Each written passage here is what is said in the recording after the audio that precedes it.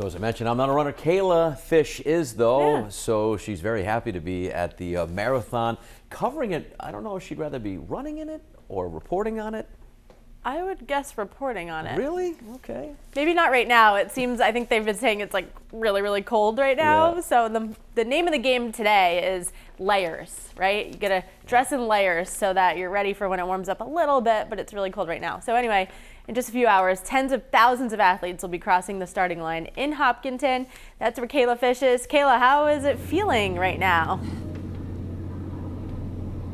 Well, Kate and Patrick, you're right. It is pretty chilly this morning, a little bit of frost sort of in the air, but there is so much excitement. It kind of helps it keep you warm just knowing that for the first time in 3 years, the Boston Marathon is back on Patriots Day. And if it feels like we were really just here in Hopkinton, that's because we were, in essence. The last Boston Marathon was held just 6 months ago. It was the first time it had ever been held in October because of the pandemic and all of the related changes. But now, of course, the Boston Marathon is back in April where it belongs. So just a few hours from now, 30,000 athletes will be crossing the iconic starting line just yards away from us here in Hopkinton, kicking off the 126th running of the Boston Marathon. They begin their 26.2-mile trek right here and end in Copley Square in Boston. Now, the first athletes to cross the starting line will be the men's wheelchair division. That's happening just after 9 a.m. The professional men and women begin their race around 9:40 this morning.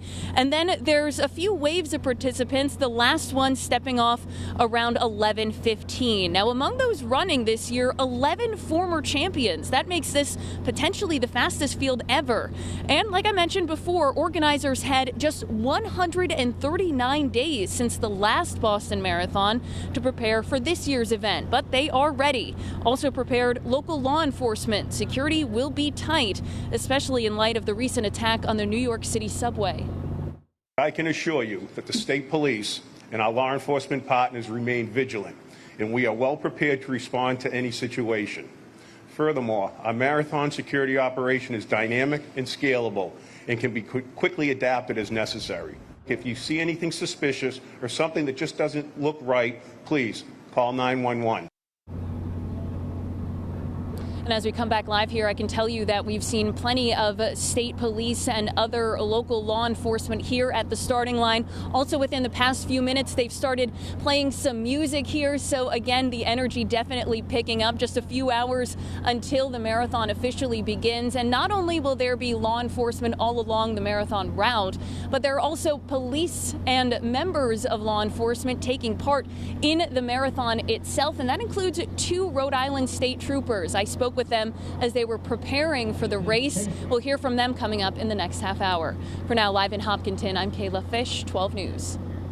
For the first time since 2019, the Boston Marathon is back on Patriots Day. Full field of 30,000 athletes taking part in this year's race. KAYLA Fish live in Hopkinton, where the race will start in just a few hours. What's the latest, KAYLA? Hey, good morning, guys. Well, it is still a chilly but exciting morning here in Hopkinton. In just a few hours, the first athletes will be crossing the iconic starting line just yards away from where we are here. The first athletes crossing over that starting line around 9 in the morning. And you guys know that, everyone running has their own story, how they got here and why they're doing this. And that includes 2 Rhode Island State Police troopers. So you'll remember we first introduced you to troopers Jackie APPLIN and Christy Angelo last week right here on 12 News. This is the first time that they're running in the Boston Marathon. Both have been training for this for months, running in every kind of weather, though luckily for them, the weather looks perfect for this morning's race, back on Patriots Day for the first time in 3 years after the pandemic forced some changes to this iconic race. Now, the 2 troopers are running for charity. They've raised nearly $8,000 for Cops for Kids with Cancer. It's an honor to be running for them. The work that they do is truly inspirational. They've raised upwards of $4 million for families with children who have cancer.